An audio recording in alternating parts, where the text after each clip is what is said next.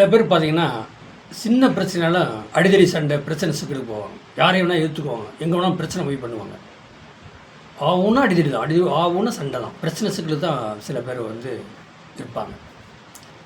அதாவது அது எப்படி தெரியுமா? செவ்வாயும் சூரியனும் சேர்ந்தாலே அந்த சூரியங்கிறது ஆனஸ்ட் அதிகாரத்தை கொடுக்கும். செவ்வாய் கூட இருக்கும்போது என்ன ஆகும்? அடிதடி சண்டைக்கு போயிடும்.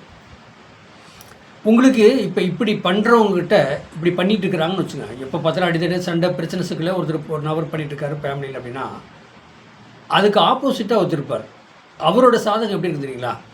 அவரோட சாதகத்தில் குருன்னா என்ன?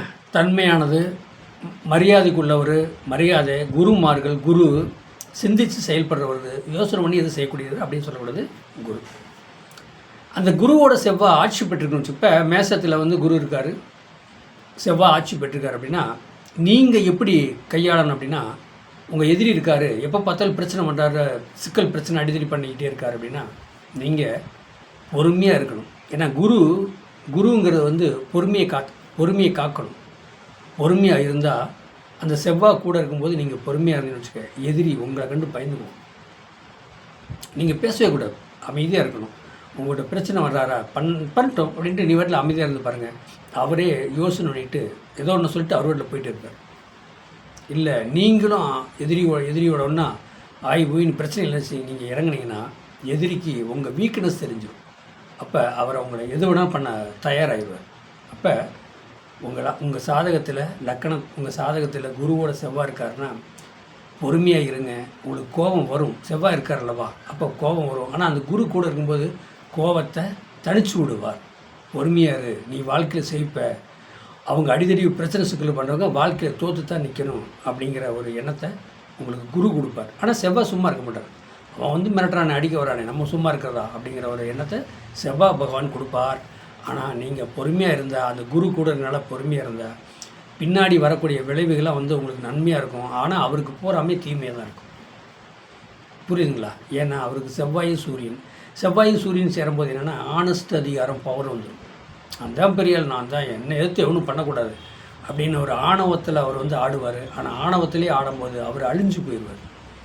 ஆனால் நீங்கள் குரு கூட செவ்வாயோடு இருக்கும்போது பொறுமையாக காக்கணும். பொறுமையாக இருந்தீங்கன்னா நீங்கள் வாழ்க்கையில் ஜெயிக்கலாம். எதிரி கண்டிப்பாக அவங்க அழிஞ்சு போயிடுவாங்க. இதாங்க சாதகம்.